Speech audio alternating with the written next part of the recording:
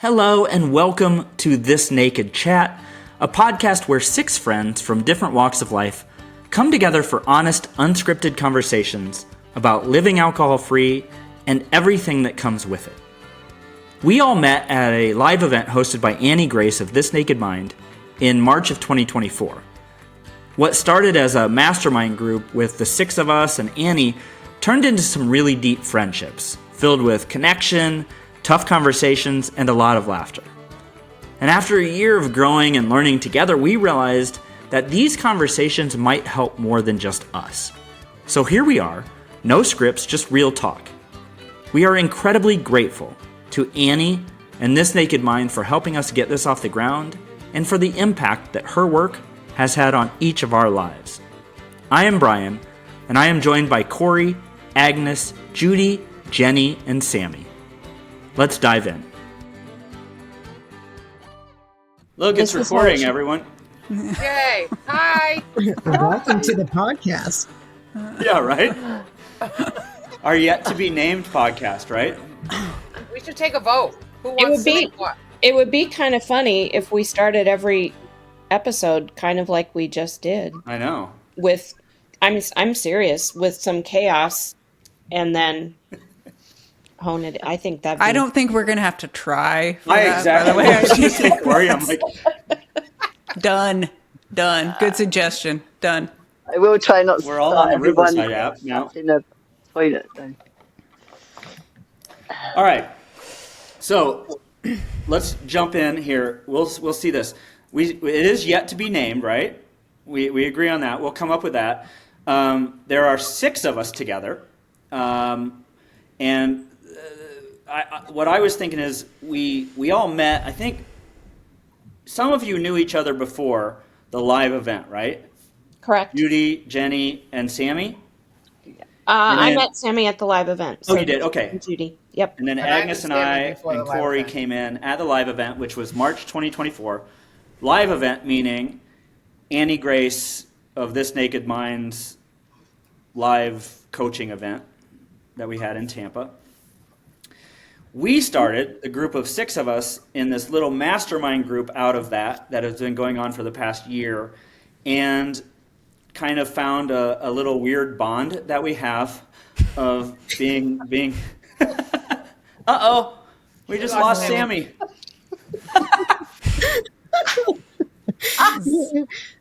Sammy's in what, Bali right now? Yeah, well, that's why. So what we said, so I think where this came about, this is how we were thinking about it. Trust if I'm wrong. After that year, we were like, hey, these chats that we've been having with each other might help other people, especially the ones that we've had in person around a dinner table. So we're just going to keep going and record it and see what the hell happens. Is that kind of what we've decided to do here? That's what we're doing here. Yeah. Sweet. Sitting around the dining room table. Yep. So introductions, I guess. We'll just go. I don't know what order everyone's in, so I'll just do it. I'm Brian. What? Before you get going, I just want to point out I'm getting 0% uploading right now, so I don't know if you're seeing that also, and if there's. Oh, I have 98% uploading. I have 94%. Okay. Then maybe it's just I've me. gone 0, 57, Corey, that's good 43, content right 64, there. And now I'm on 14. So That's the kind of shit that people want to hear. You can edit this out afterwards. I just didn't want to get through the whole thing, and then you'd be like, damn it, why didn't you tell me? It wasn't recording. It wasn't uploading. I don't even know where that is, Corey. Okay. I don't know. Whatever. Anyway, okay. All right. Now you can start your introduction. Well, we'll figure out the intro even as we start this thing, but that's how we've met. We're all This Naked Mind coaches, but we're all doing very random things now. But I'm Brian. Let's see. There's Sammy, Judy, Jenny, Corey, Agnes. Right? That's Good. it. Brian You got and the our girl. names right, Brian. I'm impressed. No. Well, I read them off the After a screen. year. I know. Cool. So what we were going to do, I guess we did say, this is, I guess, a question, and then we'll get going. But we were going to talk about kind of a honest and unscripted kind of conversations about living alcohol free and kind of whatever goes with it, right? That's Right. true.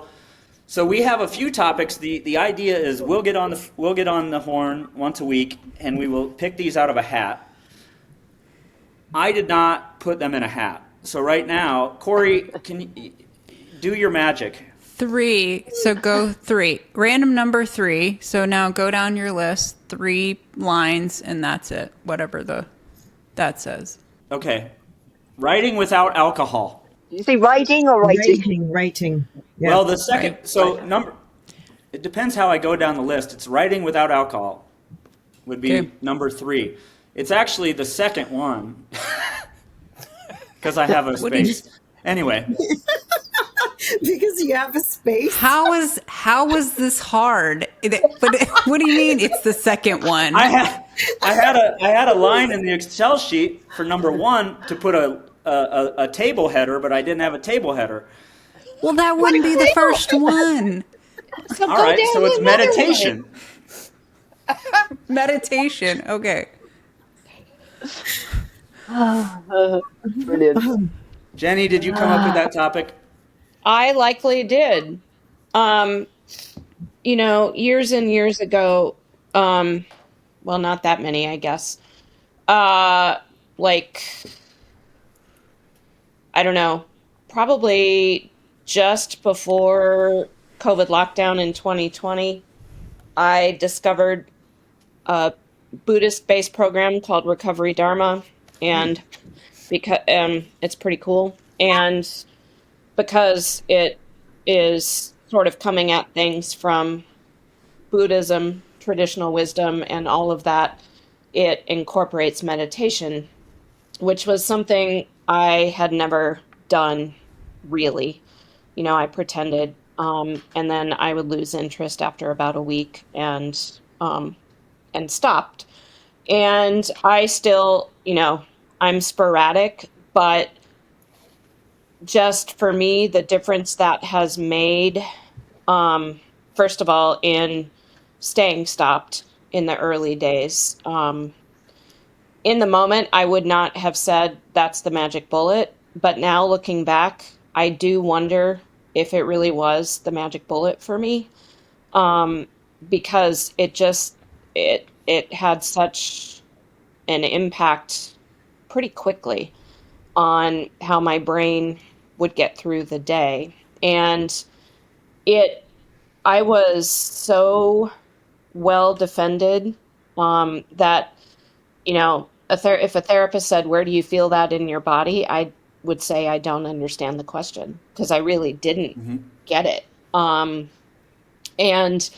I think just that simple focus on breathing is really what helped me tune in and settle down. I still am not, all that, I guess, good at it, but I also recognize that's probably the wrong way to approach it. And now I won't say I crave it if I don't do it, but I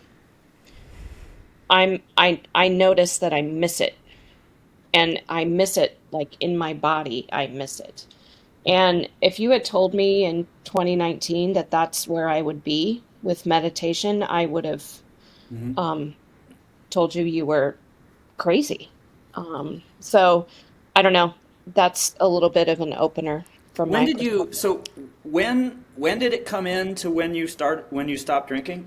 I would say late 2019 and then 2020, especially, because I did a whole lot with Recovery Dharma in 2020 and 2021, like a way lot. So by the time I got to this Naked Minds program, The Path, I was pretty used to the whole idea. And for me, I'm not so fond of guided meditations. I really don't want someone yapping at me.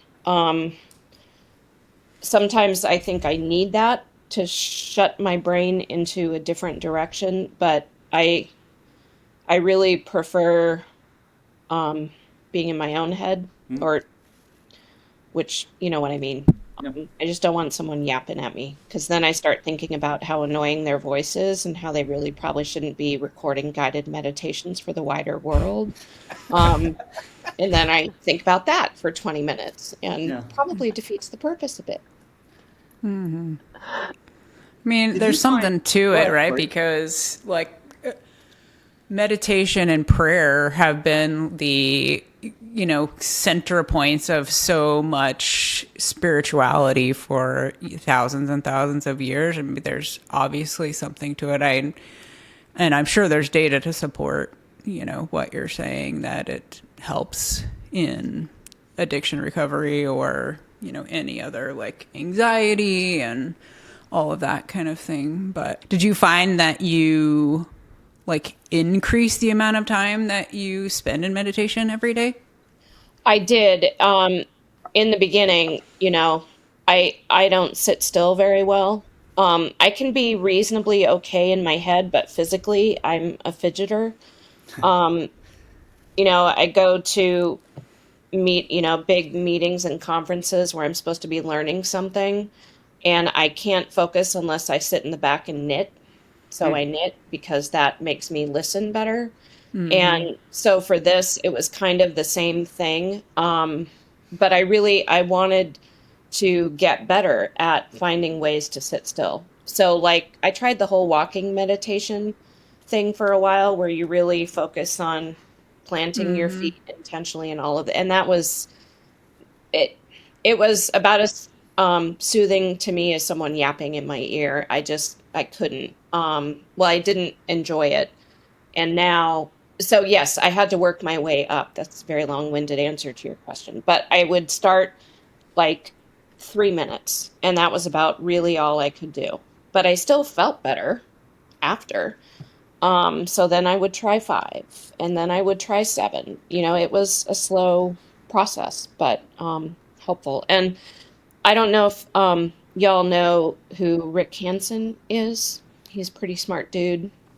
And years ago, he's, as I recall, I think he's a neuropsychologist by education, but also steeped in ancient traditions of various sorts. He's on the West Coast. And years ago, he wrote a book called Buddha's Brain, which I discovered, in which he ties together the neuroscience with the ancient wisdom, and basically exactly what you're saying, Corey, shows us the science behind how neural pathways are in fact rewired through meditation. And now in present day, Dan Harris talks a lot about this also. But Rick Hansen was kind of the guy that started that conversation for anyone who wants to. Brian, add that to your very long. Yeah, right. Okay. Well, I was wondering. I think it's quite important to say though with meditation, because I know certainly when I first started trying to do mindfulness meditation, you have an expectation that you're supposed to be able to like clear your mind and experience that. And for ages I thought, what's the point? It's not doing anything. And it's sort of proven that even if just by doing the practice, even if you don't feel what you think you should feel, it is still having a positive benefit. But you're not going to just straight away do it and think, oh, this is amazing, it's having an effect, because that certainly wasn't my experience of it. Well, in different days. But it's still worth doing it. Oh, sorry, Sammy. Yeah, different days I have different abilities to be able to do that. And so the days when my head chatter is too loud, that's when I call it meditative writing. And so I just do like a writing purge. I don't think about punctuation or anything. Like I told you guys to do the left-hand writing kind of thing. Yep. But when my brain won't shut up, then I purge it. And then it's like, oh, I'm exhausted. I'll be like 12 pages in, just purge. And that to me is as beneficial as when I'm really, really quiet and when I can sit quiet. It depends on my day. Yeah. Judy, Corey brought up an interesting point there between the intersection of meditation and prayer. How does that work for you? Like, do you have you separate them? No, it's the same for me. Right? I mean, I think, prayer and meditation, and Agnes, you probably can speak to this as well, that prayer and meditation are the same. I think, like when we meditate, right, prayer to me is grounding. right? Prayer is just looking at who you are, the naked soul, if you will, and whatever is the deal, what's your reality today, and just sitting in it. And I talk to God about it. That's the difference for me, is instead of just having, well, I don't know, I've never done the other kind of meditation, so I don't know, but just rather, sometimes just sitting in it is okay, but sometimes I sit in it and then I say, all right, and I try to get an external point of view, if you will. So I try to tune into, well, creation. That's, I mean, I guess that's how meditation works. There's meditative prayers. There's all that, Right. within the structure of religion. There's also prayers that can help you focus. Like when you do meditation, you sit and you focus on something, right? So. Well, I think that that's where the whole meditation becomes, well, has been very confusing for me, is because what does that really mean? Because everyone has a different way and of explaining or doing it this way or doing it that way. But what I'm really gathering after doing it is that it's more about being okay just to sit still. And it's okay if things are coming to your head or not, but it's how do you get yourself to that point where you're feeling okay without the actual wanting to do something? Because I think that that's where it's that doing. Because when I started doing meditation, I always did guided. So I did guided for sure. And I started at 5 minutes. And I just found, because I have a Peloton that I don't use, but I use the meditation. They're one of our sponsors, Agnes. Yeah, thank you. We'll just drop in the Peloton ad. Yeah. So I started the 5 minutes with them, and then I learned how to do the quiet one where there is, I learned how to do one that you have a mantra, just one phrase, and that's all you keep on repeating to yourself. And then now it's like you sit still, you're not repeating anything, and you just let the thoughts go through. So there's so many different ways, and I think that that's where it could get so confusing. But I think that you guys nailed it, where it doesn't matter how you do it. It is doing something amazing for your brain. Right. So it's just being consistent with just letting your brain rewire itself, whichever way it needs to. And I think that that's what is the important part. Yeah. I think for me too, what I needed to do then is drop into my body, because I had so much resistance to that question, where are you feeling that in my body? Because I wasn't, which of course I was, but I couldn't make that connection. And so in the beginning for me, it wasn't even so much about trying to shut off the thinking, but it really was the very basic focus on your breath. It was just that. And that was the doorway that helped me start to notice things in my body in uncomfortable moments, and help make those connections a little more front and center in my awareness, I guess. I think Sammy hit on this a little bit, is for me, and one of the things we hear a lot, I hear a lot, I think, from people around meditation is, I can't sit. And I think that, to me, that's the point, especially coming from a background where I would drink when I was bored a lot of the times, right? So that sitting with boredom is something that meditation taught me to do. And it's interesting because I was just downloading apps again this morning, because I've kind of been out of practice for 2 months, maybe, it was part of my morning routine. And I can now feel myself being more reactive and less able to sit just with any, with anything. I'm needing to always do something. And I think that's what helped me when I was in a regular practice of just being I can just sit, and I don't have to fill my mind with things, especially what we do with phones and things like that. I was just always keeping myself busy because I did not want to be bored, and it taught me. And I used to someone else's point, like I was going to a class for a while, and I like classic it done, and I'm like, oh, I don't think I got it. I think Sammy mentioned this. Like, I'd be like, I don't think I did it right, because I thought like I was supposed to like float and my mind would never wander. And I'm like, no, the point is your mind's going to wander all the fucking time because it's what our minds do. I said with the first fuck word. I almost did, but I didn't be first. Thank you. Now I feel free. Sorry. But Let's like just that. work our way down the alphabet, Brian. Yeah. E, F, G, H, I. Let's go to K next. Goodness. All right.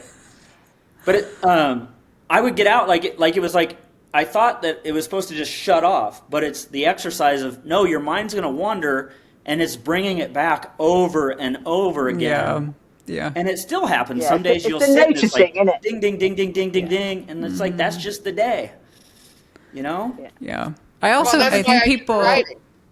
people get like they have this sort of unrealistic expectation. I think like you were saying that they say, well, I can't just sit. Like, well, you can sit for 30 seconds and that's all you have to do to start. I mean, it's just like weightlifting or something. You're not going to like go, curl 60s or whatever on the first day. Like you're going to be doing good to, curl 5s or 10s or whatever the first day. And then you're going to work your way up. But my favorite thing, and I do not have like a regular practice necessarily. I feel like I have intermittent meditations. Like, if I'm out on a run or something and I've got things just swirling in my brain, like it's always about bringing myself back to the present and just like, okay, stop with the swirling.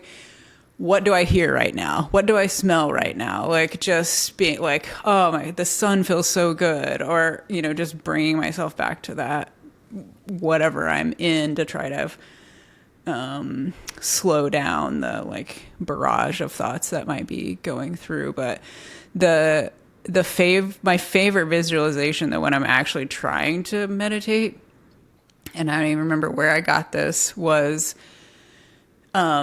visualizing myself like sitting at a train stop, like a train station, and just like the train is coming by and the train is like your thoughts. So in this, analogy that like, you don't have to, you can just sit at the train station. You don't have to jump on the train, like you don't have to. And anytime, literally I'll sit there and like think about that. Like I can see myself just sitting there, on the little bench when the trains are going by. And then if I notice like I got on the train and I'm, down 10 steps down the thought path. And then I'm like, well, damn it, I got on the train. Let me get off again. Let me sit back at the station. And then, watch the trains go by a little more. Yeah. It's hard even there, Corey. You're like, damn it, I got on the train. To not even beat yourself up on that, right? It's like, no, we're going to get on the train. Like, Yep. Well, that's the whole thing. That's normal to get on the train. I started mine actually by going to yoga. So that was like, I did the Peloton, but yoga was the thing because I never did yoga, and to be able to hold those positions and whatever, I couldn't. So I had to focus so hard on it so I don't fall over, that I was like, okay, this is forcing my brain to not think of anything else but this. So that's where I started doing that, is because of yoga. And then the breath work. So where did the breath, like, how does the breath work fall into place for you guys? Because I felt like that was another step that I had to do, is do like those breath work. But is breath work actually meditation? Is that considered meditation? It's funny you say that, Agnes, because when I first started doing yoga, so I'd wanted to do it for ages, but I didn't like the bit at the end where we just led there for 10 minutes. So I was like, 10 minutes, it's a waste of time. I could be doing things. And now it's my favorite. And now it's my favorite part, because I get to that bit and I go, oh my god, I could just lie for 10 minutes now and just focus on my breath and not have to do anything or worry about it. So there you go. Well, I don't corpse know. pose not your favorite? I'm not the Yeah. but wasn't the point of yoga to allow you to sit for meditation longer, or do I have that backwards? Like, I thought I had heard that in a yoga class one time. Is like Oh, the whole point maybe. of I it, don't know. like Maybe. the breath work, the mind is to allow you to be able to sit in a posture and just kind of. I might be wrong. Yeah. We'll I get do into know it. that if No, I it don't, is. You know what? Is so because there's there's a lot of parts of it where it's like you're learning how to breathe into that body part and all this other stuff. I know nothing about yoga, so hopefully I'm not completely off, but that's my interpretation from the yoga that I'm doing, which is not much, but it is doing something. But again, it's taking your focus off of that chatter that is constantly happening in the brain and just being able to just focus on nothing really, because it's a pose, it's a breath, it's something like that. And I feel like that's how I was able to sort of start building my meditation skill a bit. Are you ever like when you're in yoga class and they're all like, okay, breathe in on this move and then breathe out. And then you're like, oh my God, bitch, I can barely keep my breath at all. Are you shitting me right now? Breathe in now, breathe out. I'm like, I'm sucking wind. It's all I can do to like stay here. Like, oh my God, with the breathing. Oh, For yeah. sure. Sometimes I cannot stand it. Yeah.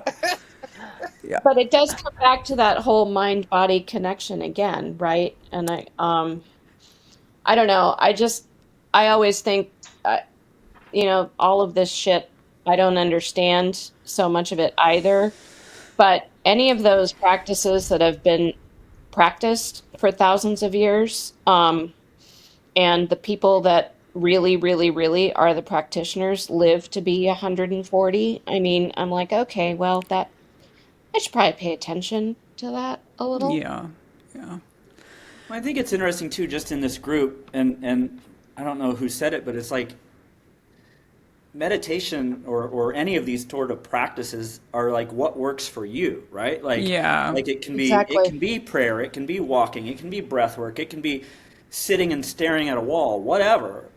But there's something in that sitting that's magic, Yeah. right? And I think there's something in the like doing something that you think is uncomfortable at 1st. Like at first you're going to be all like, oh, this is hard, or, it makes me uncomfortable to sit with my own thoughts, or it makes me uncomfortable to feel something in my body or whatever. And like, yeah, you might not like it right away. But then also if you do it every day for a minute, okay, in 3 months, maybe it's your favorite thing in the world, and you won't even give yourself that opportunity if you don't be uncomfortable for a little bit. I think it's quite hard to start with. For me, it was quite hard to give myself permission to stop and do it. Because I had so many other things I should be doing in my head. And I thought, I'm sat here doing this, Yeah. But funnily enough, after I'd done yoga for a little while, my daughter would say to me, have you missed your yoga this week? And I'd be like, you need to go and do some yoga. Nothing to do with my physical health, it was just literally with my mental health. I went, okay, yeah, well, maybe. Well, and the same, Sammy, like with prayer, right? If I don't spend my hour in the morning, forget it. I mean, I can go 2 or 3 days and then I'm miserable. I am miserable, and I'm miserable to me and everybody else. And it's like, wow, what have I missed here? I Same think thing. Yeah. we'll probably hit on this too over and over, because I think what Corey just mentioned there is big. Of like, it's uncomfortable at first, and I think Jenny caught it later. Is like, but all of a sudden, at some point, you started to notice that you were feeling different, right? Mm-hmm. So it's that comes up all the time in all the conversations that we have. Is like, it's going to suck for a little bit. You're going to be shitty at it, but then all of a sudden, whatever it is, you're going to start to feel something that's a little bit different and maybe good, and so you want more of it, so you continue. Yeah. And that's kind of, It's everything. kind of like drinking, right? How many of us wanted to drink straight away? Right. Took me years to drink scotch. Yeah. God. Well, yeah, you gotta work at it. No, doesn't but, you know, taste, it doesn't taste good at first. You got to work at it. Like, but damn that's it. what I'm saying, right? But now this is at least, and we thought that was good for us, right? It was helpful, right? Yeah. When in truth we realized, it's not. And so now it's like, ooh, to change all those habits. Yeah, Yeah. Oh my gosh. Yeah, well, I think the effect's subtle, isn't it? You know, it's not a big. You don't get like an immediate like, oh wow, this has made a huge difference. Right. It's just Yeah. it's the consistency in it. It doesn't matter how long you do it for. It's just doing it consistently. Yeah. And it's really a hard thing to notice because it's like with Yeah. Corey, I was noticing like birds. I'm like, what? Like, what the fuck is? Why did I just notice that bird singing? Like, I've never, it was weird stuff like that like it felt more like presence, Yes. Yeah. and that turned out to be just huge for me. That's so funny that you bring up birds. Like, I don't know why. Since I was a kid, I have associated like paying attention to birds as like an old people thing. Like, like I don't know. So now, Ornithology. I think of myself as like, oh my God, I'm listening to the birds. Like, oh, I'm getting What's so that old. thing? But that just means you're slowing down. But right? that's what I think it is. I down. think you like stop the nonstop chatter in your brain. When it is an older thing because you finally get to the point where you're like not so wound up in yourself and everybody else that you can actually pay attention to what the hell's going on around you. And the birds happen to be one of the most prevalent things that are around Well, you. and you also see the stuff that's gift that you never paid it. You weren't going because you're so busy trying to make. Now all of a sudden it's like, whoa, look at all the gift that's there. Like Sammy and Bali swinging in the jungle. Yeah. Right? It's gift. Yeah. I have told people that what I wrote this in something. I don't. This also was some years ago, but I have told people metaphorically, my peripheral vision is bigger. My whole frame is bigger. Yeah.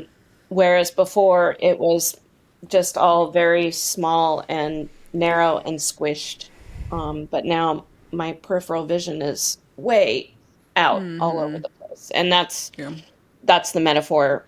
Yeah. And it's becoming the bird people. You want to? For me, it's the little things. That's what I've realised. It is the little things, or the simple things. But for me, it's the little things. We already started to go around the table without us even asking. Like, that was perfect. You want to do that? Wrap it up. Jenny just hit on hers, like how you kind of feel like what the takeaway from kind of this conversation is. I think you want to start. Jenny, you want to just recap what you just kind of said there?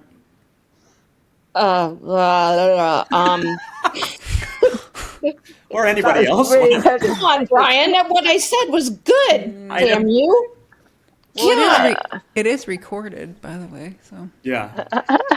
Well, I'll just go back to the fact that it's the little things, like being in Colorado and sitting in the sauna and pouring hot water onto the coals and finding it absolutely hilarious, which you were all witness to once I videoed it. So, but it's just you realise what's important, don't you? And it's not all the big stuff; it's just the little stuff.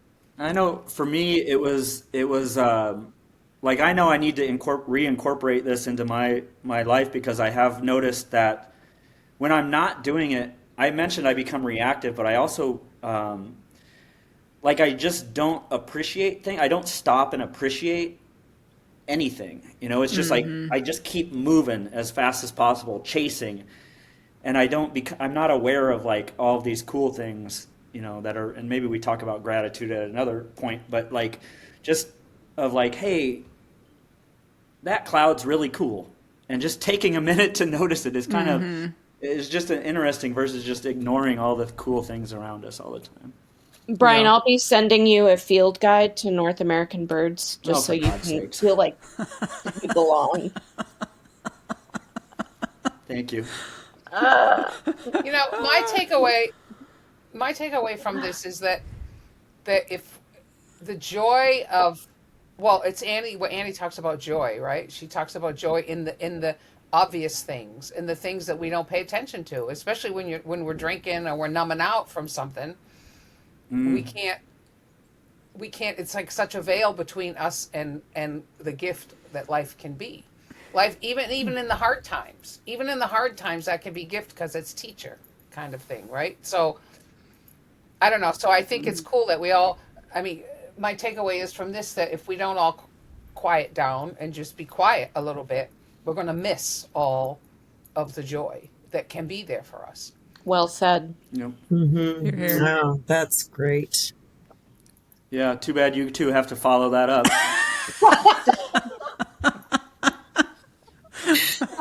I don't know what to say. All of that combined with the bow on top. Yeah. There you go.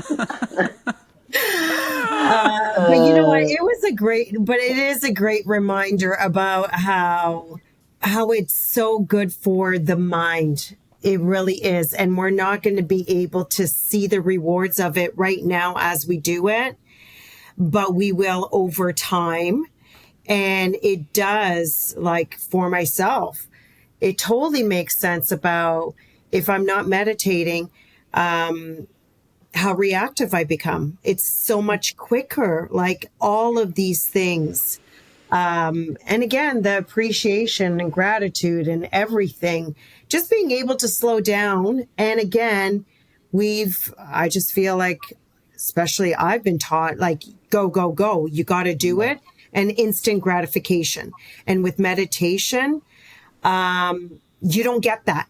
So that's why, for me, it's so uncomfortable, because it's like, okay, it doesn't feel like I achieved anything.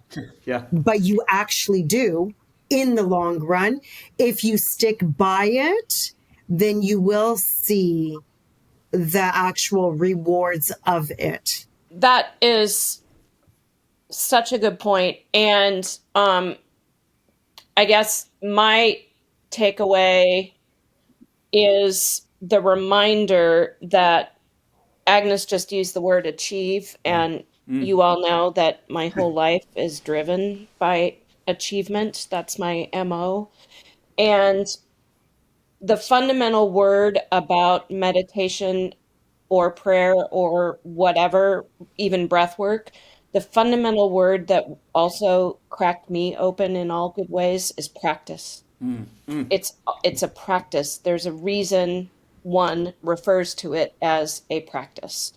And that's been huge for me. It's not like mowing the lawn, which I love because there's a beginning, a middle, and an end, and then I can look at it and say, ta-da, I did that. It's not like that. It's a practice because it doesn't have an end. And for me, who constantly wants an end point where I can identify what I've just done, that's been a huge shift. And that is completely due to meditation. Nothing more, nothing less. Yeah. Corey, you want to take us home? Oh, yeah, no pressure. Thanks. Yeah, that's awesome. I mean, to me, the whole thing about whatever you want to call it, I mean, and I get that some people that are very schooled and practiced in meditation probably have different thoughts about this, but to me, it's just, bringing yourself back to the present, whether you are sitting there cross-legged, doing chants, whatever, or you're out on a walk and you're just paying attention to your surroundings and not what's going on in your head. That's the benefit of all of what we're talking about, and that all of those have like a meditative quality to me, and to take advantage of your ability to do that at any time, that you don't have to like create this, certain, the time slot at 7:55 in the morning to do it, and that you can do it anywhere and like achieve some benefit by just grounding yourself and bringing yourself back to the moment at any time through the day. Guys, we did a first episode. Yay! We were good. We didn't suck. We were awesome. Hey, that's it for today's episode. Thank you so much for listening. If something we said resonated, made you laugh, or made you think, we'd love it if you share it with someone who might need it too. And if you're curious about going alcohol-free or just ready to feel more connected to yourself, check out This Naked Mind. Annie's work brought us all together, and we're so grateful for the impact it's had. On that note, a big thank you to Annie Grace and This Naked Mind for making this podcast possible. We'll see you next time on This Naked Chat.